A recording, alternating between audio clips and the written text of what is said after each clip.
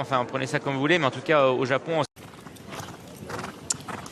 Pour la deuxième, c'est le prix du Prince d'Orange, 2 km. Progresse à l'extérieur, alors que côté col se trouve la vaincue Naran. Dariz cherche l'ouverture à 450 mètres du poteau. Et le sprint qui est lancé désormais par Hutchred, le numéro 5, par le numéro 6, Naran, qui progresse à l'extérieur, par Bolster qui vient également à la corde, et puis également par le numéro 3, Croix du Nord, qui accélère. Dariz à son tour, le numéro 4 est lancé par Michael Barzalona et refait du terrain. Et pour l'instant, c'est Croix du Nord qui a l'avantage avec Dariz de mieux en mieux à l'extérieur. Croix du Nord, Dariz, photographie pour la victoire. Importante en vue du Qatar Prix de l'Arc de Triomphe.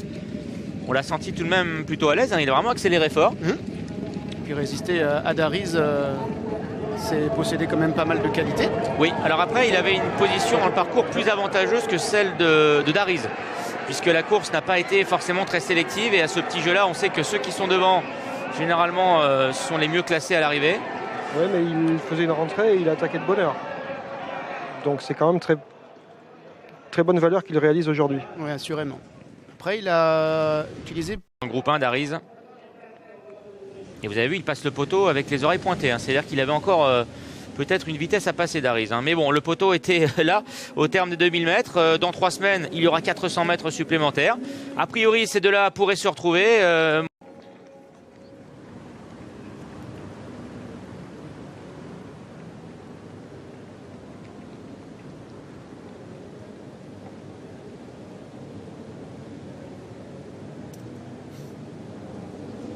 Bon, les deux premiers ont gagné leur billet. Oui, après, je ne sais pas si l'objectif de Dariz, c'est de courir l'arc. Mais le premier, il l'a gagné, en tout cas. J'ai essayé de compter les coups de bâton du jeune homme parce qu'il en a mis 7 et j'ai eu un gros doute, mais c'est 9. Hein. À 9, on est distancé. Hein. À 8, il y a déjà peut-être... C'est un monstre. Hein. Magnifique cheval bébrun. Foncé. Ah, vous savez qu'on a un statisticien qui dit Clément Bigouat. Clément Bigouat. Il me signale qu'il a d'ores et déjà perdu 3 points, ce Croix du Nord. Déjà pour le betting du Qatar Prix de l'Arc de Triomphe, il passe de 11 contre 1 à 8 contre